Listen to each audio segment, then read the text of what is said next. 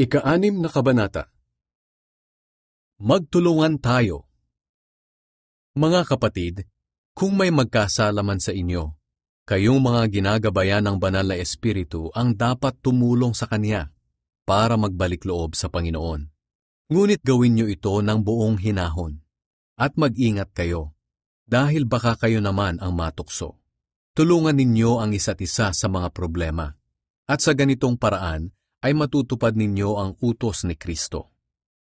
Kung mayroon sa inyong nag-aakala na nakakahigit siya sa iba, gayong hindi naman, nililinlang lamang niya ang kanyang sarili. Dapat suriin ng bawat isa ang ginagawa niya. At kung mabuti ang ginagawa niya, magalak siya. Pero huwag niyang ikukumpara ang sarili niya sa iba, dahil may pananagutan ng bawat isa sa kanyang ginagawa.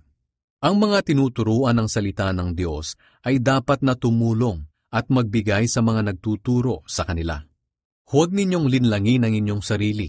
Ang Diyos ay hindi madadaya ni numan. Kung ano ang itinanim ng tao, iyon din ang kanyang aanihin.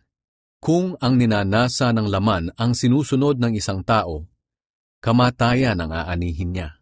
Pero kung ang banal na Espiritu ang sinusunod ng isang tao, matatanggap niya mula sa Espiritu ang buhay na walang hanggan. Kaya huwag tayong magsasawa sa paggawa ng mabuti. Dahil sa tamang panahon, matatanggap natin ang ating gantimpala, kung hindi tayo susuko. Kaya nga sa tuwing may pagkakataon, gumawa tayo ng kabutihan sa lahat ng tao, lalo na sa mga kapatid natin sa pananampalataya. Mga huling bilin. Mapapansin ninyo na malalaki na ang mga letrang nakasulat dito. Ako na ang sumulat nito. Gusto lamang ng mga namimilit sa inyong magpatuli na magbigay lugod sa kapwa nila Hudyo, sapagkat natatakot silang usigin ng mga ito kung ituturo nila na ang kamatayan lamang ni Kristo ang siyang makapagliligtas sa tao. Sila mismong mga tinuli ay hindi naman sumusunod sa kautusan.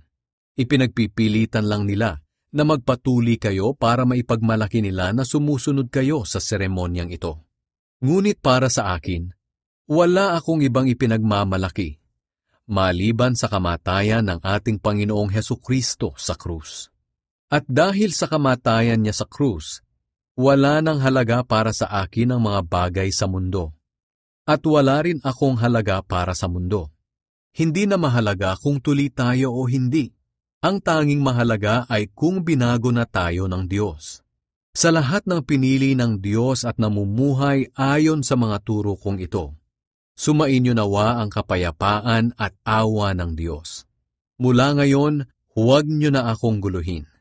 Ang tanda ng mga sugat sa katawan ko ay nagpapatunay na sinusunod ko si Jesus. Mga kapatid, pagpalain nawa kayo ng ating Panginoong Hesukristo. Amen.